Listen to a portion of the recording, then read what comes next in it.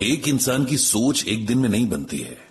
जन्म से लेकर एक बहुत बड़ी उम्र तक उसके आसपास जो भी घटता है, जो कुछ वो देखता है और देखकर सीखता है, उसे समझता है, उसी के आधार पर उसकी सोच भी बनती चली जाती है। इसीलिए कहते हैं कि बचपन का वक्त किसी की भी जिंदगी का सबसे इम्पोर्टेंट वक्त होता है। छोटे बच्चों के मन कोरी स्लेट की तरह होते हैं, उन पर जो चाहे लिखा जा सकता है, लेकिन कभी कभी इन्हीं कोरी स्लेटों पर लिखा हुआ पत्थर की लकीर भी बन जाता है, जो फिर जिंदगी भर मिटाए नहीं मिटता। पार्क में एक बेंच पर बैठे हुए सरला जी और पंडित जी छोटे छोटे बच्चों को खेलते देख रहे थे और यही सब बातें कर रहे थे। तभी उनमें से एक बच्चे की मां उसे लेने आई। वो लेडी प्रेग्नेंट थी।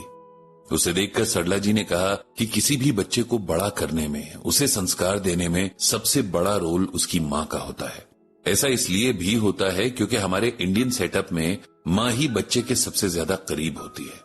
वो प्रेग्नेंट लेडी अपने बच्चे के साथ अपने घर चली गई। अंधेरा बढ़ने लगा तो धीरे धीरे सभी बच्चे घर जाने लगे। पंडित जी और सरला जी भी घर को लौट आए। इस बात को मुश्किल से एक हफ्ता हुआ होगा कि पंडित जी की भतीजी प्रिया का सरला जी के पास कॉल आया। प्रिया वीकेंड पर उनसे मिलने आना चाह रही थी। प्रिया डॉक्टर थी, बल्कि शहर की फेमस गायनेकोलॉजिस्ट में उसका नाम गिना जाता था। बहुत टाइम से वो दोनों से मिलने नहीं आई थी और इसीलिए कॉल करके पूछ रही थी कि कहीं वे लोग वीकेंड पर कुछ और प्लान तो नहीं कर रहे। प्रिया के आने की बात से सरला जी बहुत खुश थी। उन्होंने एक दिन पहले से ही उसकी पसंद की चीजें बनाना शुरू कर दिया था। उन्हें प्रिया से बहुत लगाव था। प्रिया जब आई तब सरला जी ने उसे देखते हुए बोला कि वो बहुत कमजोर हो गई है, जिसे सुनते ही पंडित जी और प्रिया दोनों हंस पड़े, क्योंकि सरला जी फैमिली के जिस भी बच्चे से मिलती थी वो उन्हें वीक ही लगता था। प्रिया ने बातचीत में पंडित जी से पूछा कि उनका ब्लॉग वो रोज तो नहीं पढ़ती, लेकिन कभी टाइम मिलने पर पढ़ लिया करती है।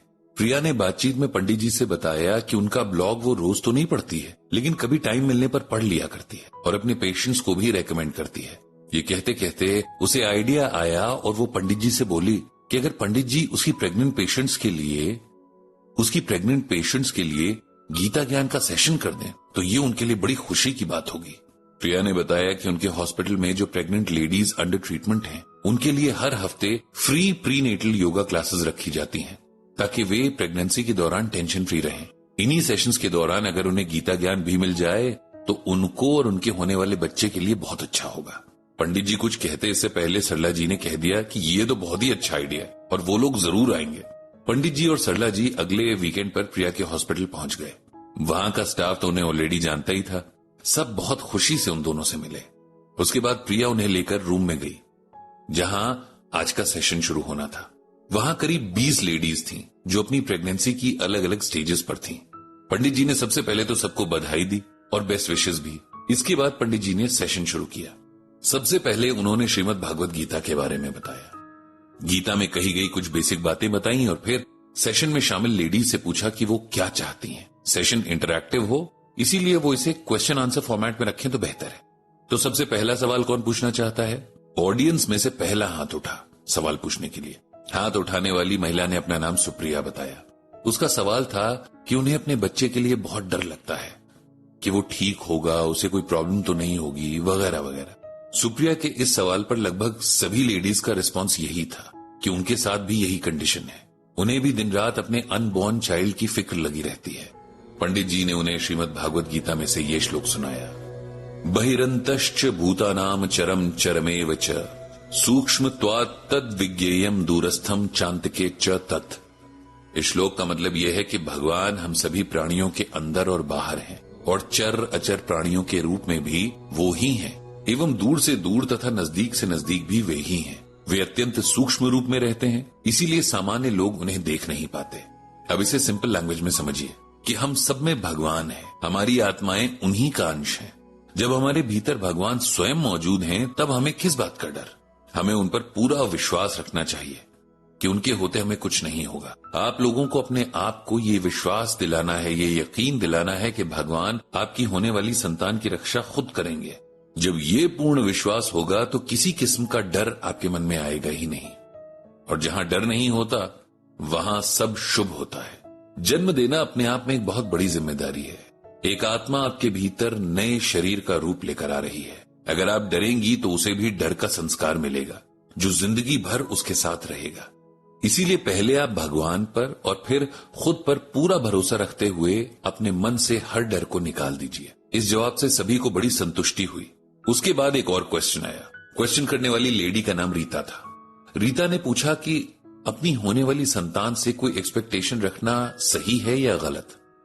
पंडित जी ने जवाब देते हुए कहा कि अपेक्षा यानी एक्सपेक्टेशन किसी से भी हो दुख का ही कारण बनती है, और फिर अपनी होने वाली संतान से किसी भी किस्म की एक्सपेक्टेशन रखना तो सरासर गलत है। उसे इस दुनिया में सुरक्षित लाना हमारी जिम्मेदारी है, फिर उसे सही ढंग से पालना पोसना, उसकी देखभाल करना और उसे अच्छे संस्कार देना भी हमारी ड्यूटी है। साथ ही हमें यह भी याद रखना होगा कि वो बेशक हमारे बच्चे के रूप में हमारे साथ है, लेकिन वो एक इंडिपेंडेंट आत्मा है जिसके पास उसके पिछले जन्मों के कर्मों का बोझ है, जिसे अपने पुराने कर्म के अकाउंट सेटल करने हैं। इसीलिए उससे अपने लिए कुछ भी एक्सपेक्ट करना उस पर एक और बोझ लादने जैसा होगा।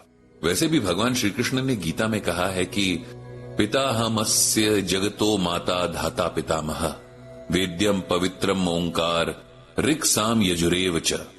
यहां पर श्री कृष्ण अर्जुन से कहते हैं कि इस सारे संसार का धाता अर्थात धारण करने वाला, समस्त कर्मों का फल देने वाला, माता पिता या पितामह, ओंकार जानने योग्य और ऋग्वेद यजुर्वेद सामवेद भी मैं ही हूं। इसका मतलब यह है कि असल में तो सबके माता पिता भगवान ही हैं। हम सभी उनकी संतानें हैं। क्या भगवान हमसे कभी कुछ भी एक्सपेक्ट करते हैं? क्या हमें जीवन देने और जिंदा रखने के पीछे उनकी कोई शर्त होती है? क्या वे हम में से किसी में भी कोई भेदभाव करते हैं? इन सब सवालों के जवाब ना है। जब भगवान, जो कि हमारे माता और पिता दोनों हैं, उन्हें हमसे कोई भी एक्सपेक्टेशन नहीं है, तब हम अपनी संतान का रोल करने वाली आत्मा से एक्सपेक्टेशन क्यों रखें? पंडित जी के सवाल में रीता को अपना जवाब मिल गया था। उसके बाद पंडित जी ने कुछ और लेडीज से उनके सवाल मांगे। ज्यादातर ने गीता में भगवान ने क्या कहा है या कभी कहीं से गीता में कहीं कोई बात सुनी हो तो उसका एक्सप्लेनेशन ही पूछा। पंडित जी को खुशी थी कि इस जनरेशन के बच्चे काफी अवेयर हैं। उन्होंने अपनी ओर से सबसे आसान भाषा में उन्हें समझाने की कोशिश की। इस तरह यह सेशन पूरा हुआ। सभी लेडीज ने पंडित जी को थैंक यू कहा और दोबारा आने की रिक्वेस्ट की। पंडित जी ने उन सभी को एक बार फिर अपनी बेस्ट विशेस दी और सेशन को एंड किया। घर लौटते हुए पंडित जी ने उन सभी के लिए भगवान से प्रार्थना की कि उनकी और उनके होने वाले बच्चे की हेल्थ अच्छी रखें। भगवान सबका भला करे।